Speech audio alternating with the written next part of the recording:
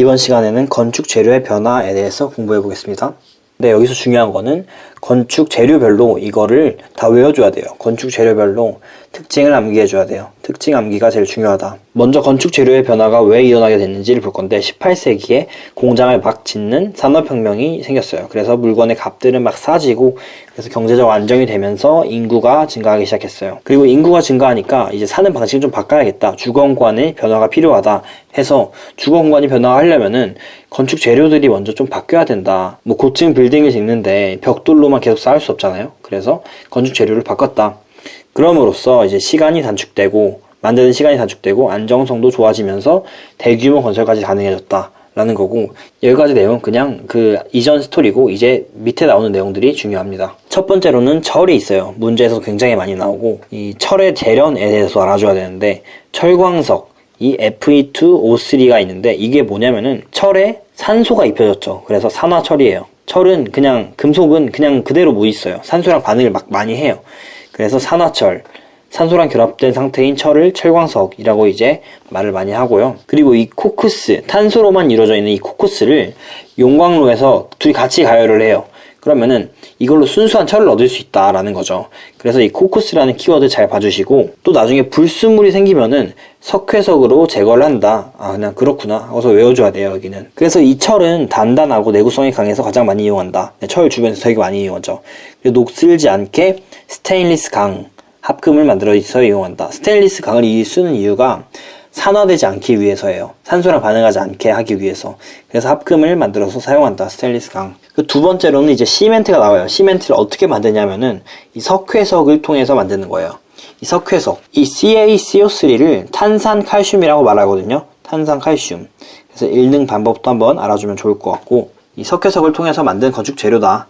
그리고 두 번째로는 콘크리트가 또 있어요. 콘크리트가 뭐냐면은 석회석에서 이제 강도를 조금 더 높인 거예요. 강도를 좀 높였다. 어떻게 높였냐? 모래랑 자갈을 섞었어요. 시멘트에다가. 그래서 모래랑 자갈에다가 시멘트를 합쳐주면은 콘크리트가 된다라는 거죠. 그리고 또 다음으로는 철근 콘크리트가 있는데 여기서 또 강도를 한 번 더 높여준 거예요. 콘크리트에다가 이제 철까지 넣어준 거죠. 콘크리트에다가 철근을 넣어서 강도를 더 높였다. 그리고 이것 때문에 고층 건물이 건축이 가능해졌다라는 거예요. 다섯 번째로는 유리가 나오죠. 유리는 처음에 어떻게 만드냐면은 모래에서부터 시작해요. 모래에 포함되어 있는 이 이산화규소가 있는데 이거를 원료로 해서 만든 게 유리이다. 모래에서 생겼다. 그래서 유리는 우리가 알듯이 뭐 외벽, 창 등에 이용하죠. 그리고 여섯 번째로는 스타이로폼이 나오는데 우리는 스티로폼이라고 부르죠. 이게 찾아보니까 복수 표준어래요. 둘 다 복수 표준어라서 둘 다 쓸 수 있다. 이 스티로폼은 건물 내부의 열이 외부로 빠져나가지 않게 막아주는 단열재 역할이다. 단열재 역할이다. 그 다음으로는 페인트가 나와요. 이제 건물 벽이 손상되지 않게, 그리고 건물을 꾸미는데도 이제 여러가지 페인트를 이용해서 사용을 하죠. 그 다음으로는 알루미늄이 나와요. 그리고 또 여기도 재련 과정이 간단하게 소개되어 있는데, 그래서 여기서도 마찬가지로 산화 알루미늄 광석인 이 보크사이트라는 게 있어요. 보크사이트. 이거를 녹여가지고 액체로 만들고 전기분해해서 얻는데요. 이런 디테일한 것까지 알아주면 완벽하겠죠. 얘는 왜 산화 알루미늄으로 있냐면은 이 금속은 산소랑 반응하는 걸 좋아한다 했죠. 그래서 이 알루미늄은 가볍고 단단해서 건물 외벽에 사용된다. 가벼운 이유가 또 있어요. 왜냐면 얘가 원자 번호가 13번이에요. 그러면은 이 원소의 질량 자체가 되게 낮은 편이거든요. 그래가지고 가벼운 거고, 그래서 그냥 한번 추가적으로 말씀드려봤어요. 이제 되게 간단한 문제를 한번 풀어보는 시간을 가져볼 건데 잠깐 멈추고 눈으로라도 한번 풀어보세요.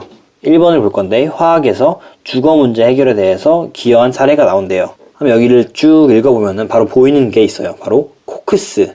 코크스를 이용한 게 뭐였어요? 이게 바로 철이었어요. 철. 그래서 철의 재련에서 나오는 게 코크스였어요. 그리고 또 콘크리트와 함께 사용됐다는 말이 있어요. 콘크리트와 함께 사용된 게 철근 콘크리트가 있었어요. 철근 콘크리트. 이게 강도를 높이기 위해서 철근으로 사용했다 했죠. 그래서 고층 빌딩들도 만들 수 있었고, 그래서 이거는 답은 간단하게 1번이다. 그리고 이제 2번을 볼 건데 지난 시간이랑 지지난 시간에 했던 내용들이 살짝씩 나와요. 철, 석유, 뭐 암모니아 이런 거에 대한 얘기인데 여기서 골라라 이런 거죠. 가를 볼게요. 질소 기체와 수소 기체. 여기서 바로 떠올렸어야 돼요. 암모니아구나. 질소와 수소가 같이 합성돼서 반응된 건 암모니아죠. NH3죠. 그리고 이제 나를 볼게요. 코크스. 코크스 뭐였죠? 철이죠. 철. 아, 철이구나. 그리고 이제 달을 볼게요.